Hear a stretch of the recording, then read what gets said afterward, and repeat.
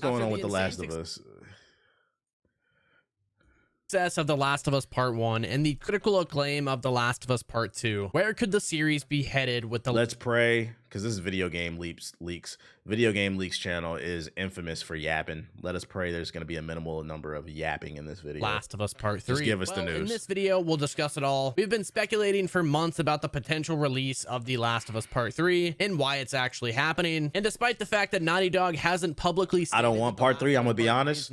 Well, the way that the last game ended, it's going to happen. And 2, come on, bruh.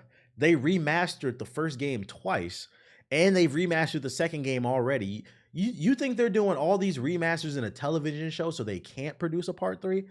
No, this is all to build up to Part 3, my boy.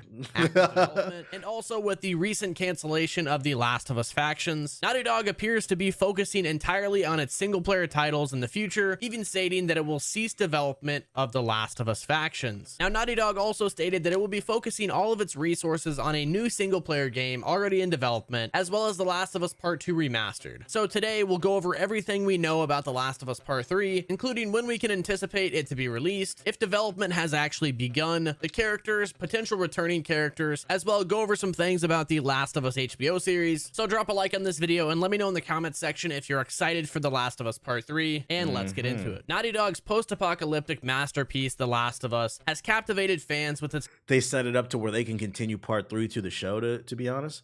I feel like people would be pissed if they drop Part 3. They say there's not going to be a third game. Instead, we're going to go with the TV show. I think people would be pissed. I'd be annoyed with it. I'm like, really, bruh? So fuck the source material, huh?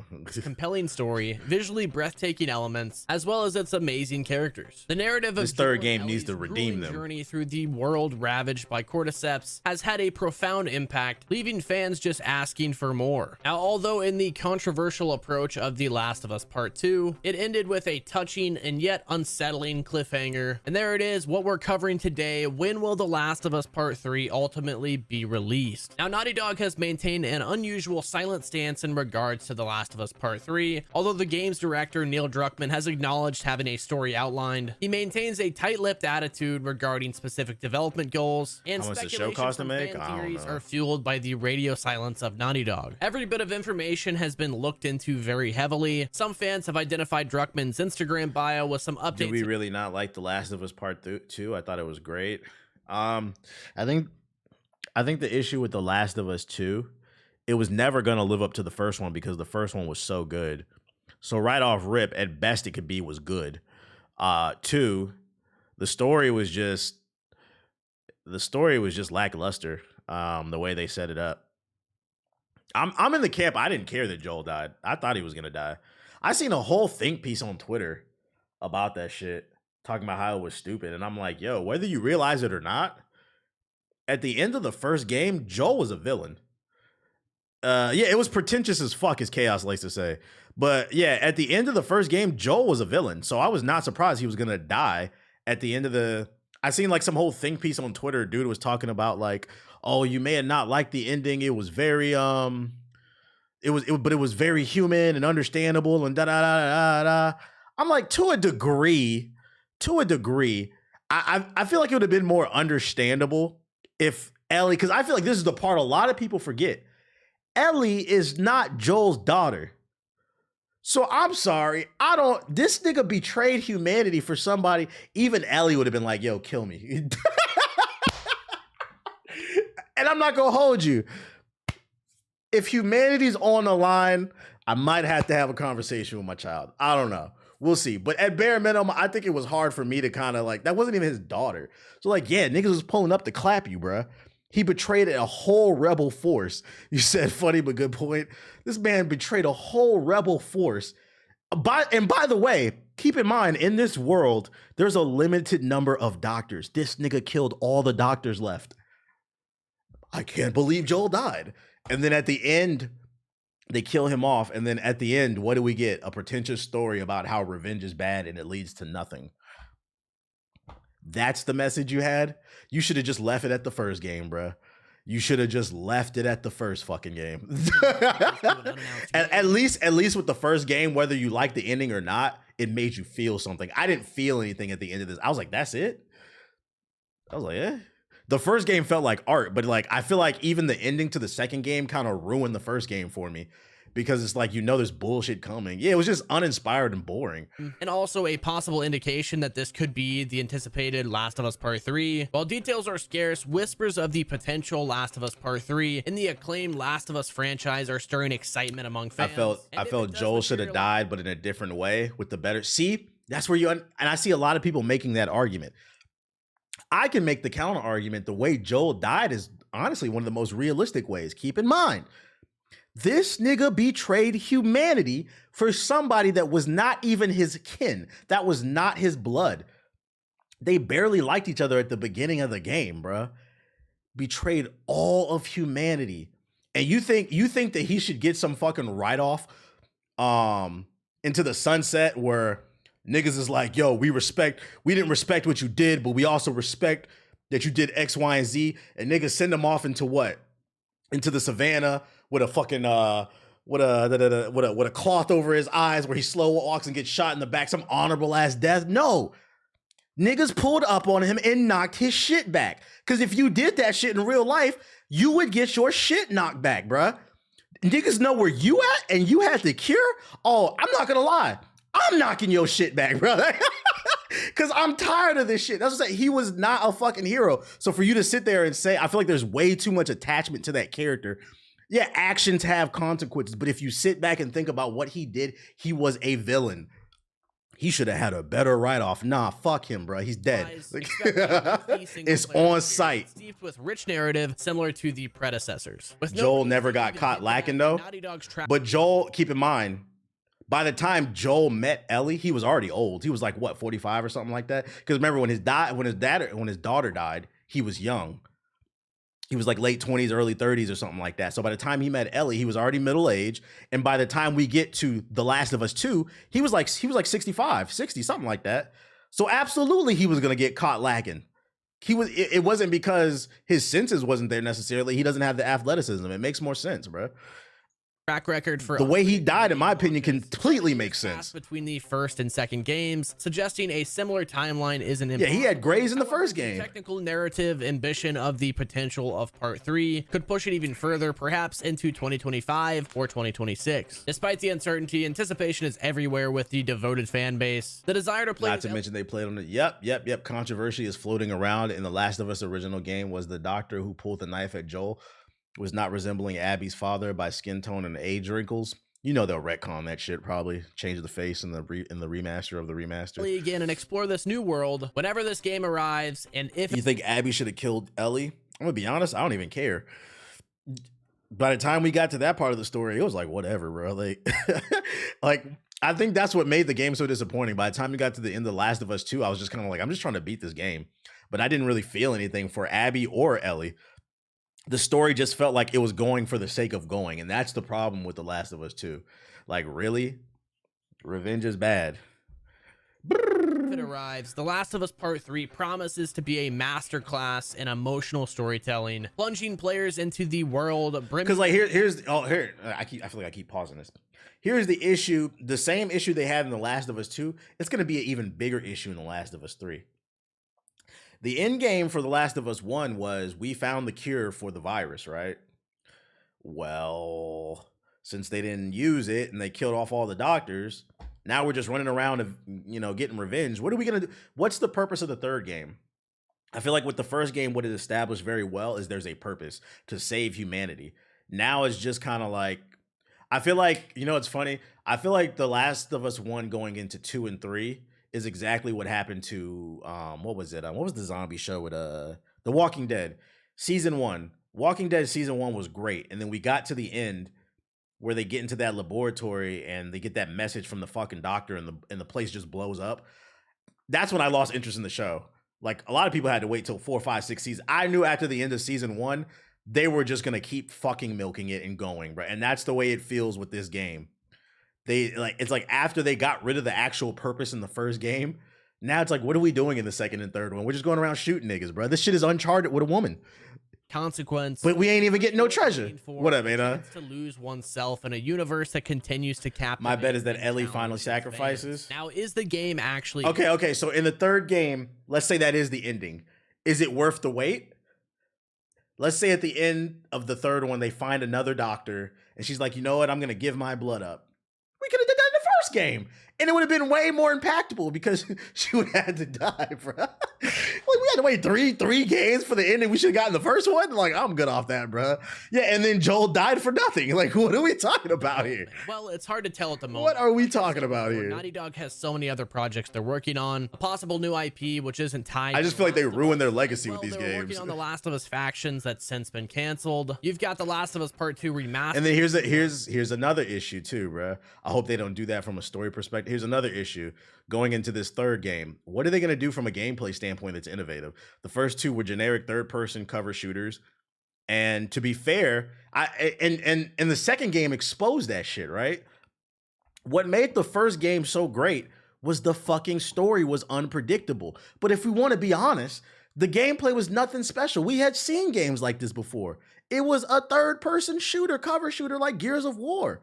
So the story carried the fuck out of it. Now we don't have an interesting story, and The Last of Us 2 shows us exactly what it is. A generic third-person shooter. Are we going to do the same thing for the third game? This is it. Naughty Dog lived long enough to become the villain, bro. It's one of those things that's like, yo, if you made a piece of art, stick to it, bro. Sometimes you got to tell these suits, sub it, bro.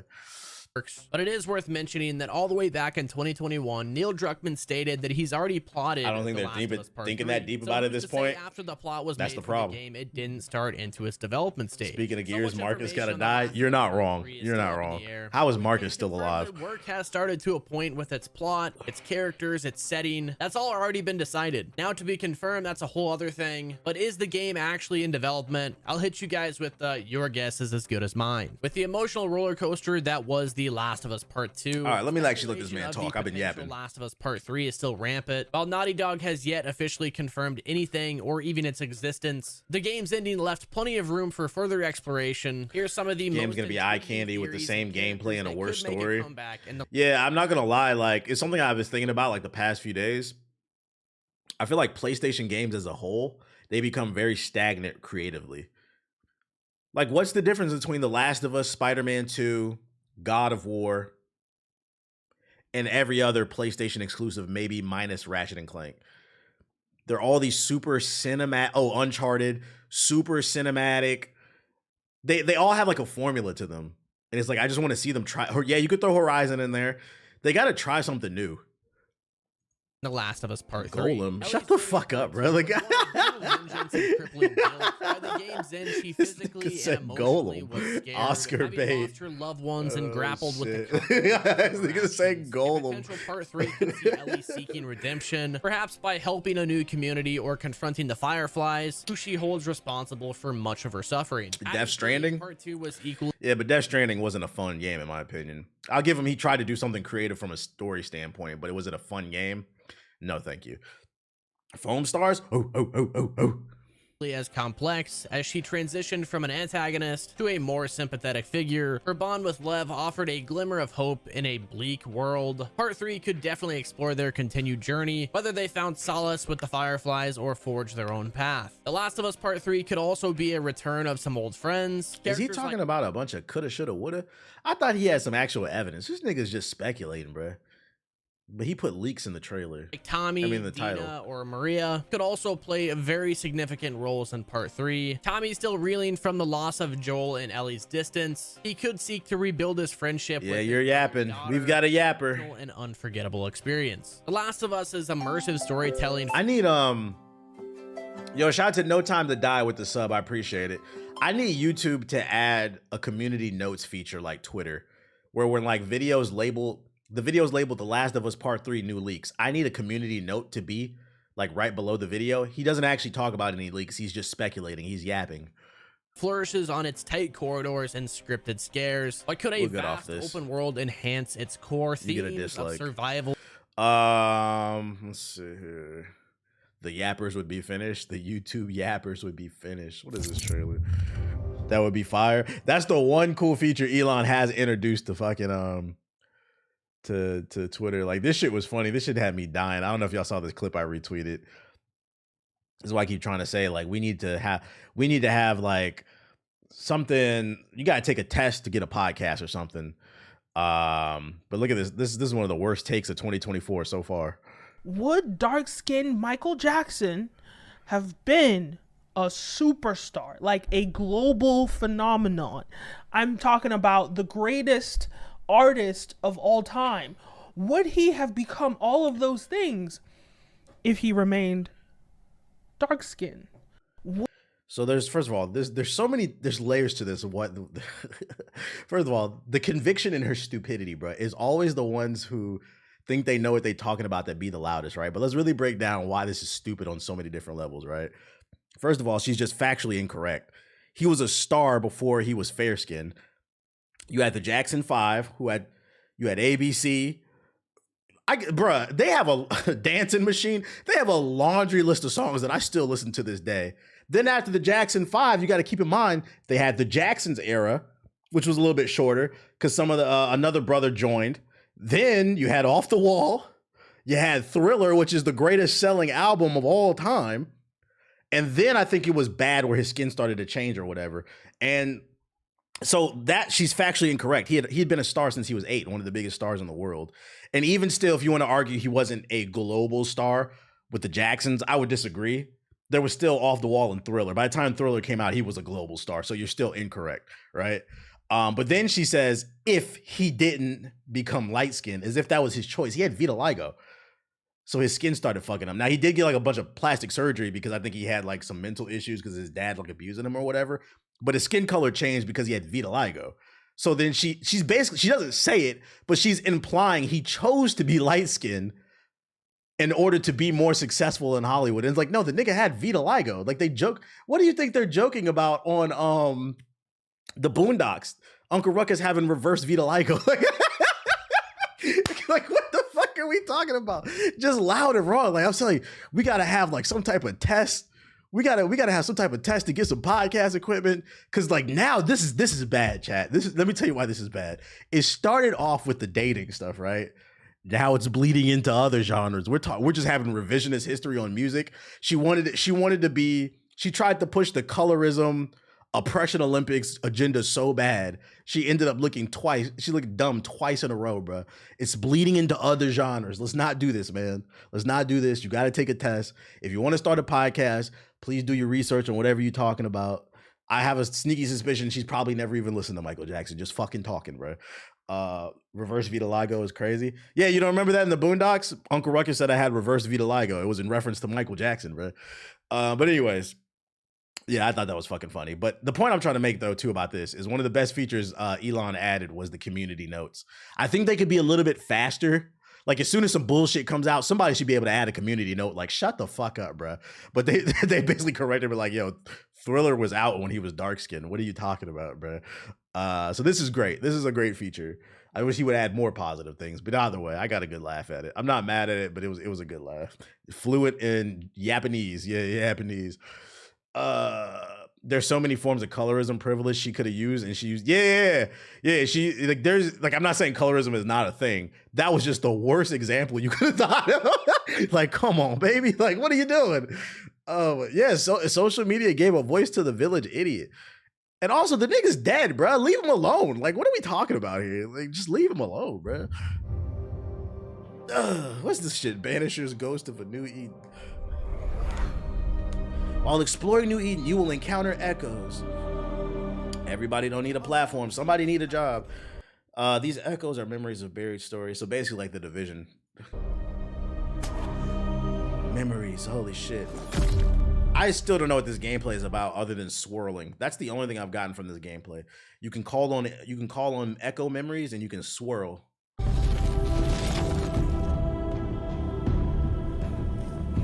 The fuck is swirling? Ask Dr. Umar, which, by the way, I learned a new term today from Twitter, Umar sexuals.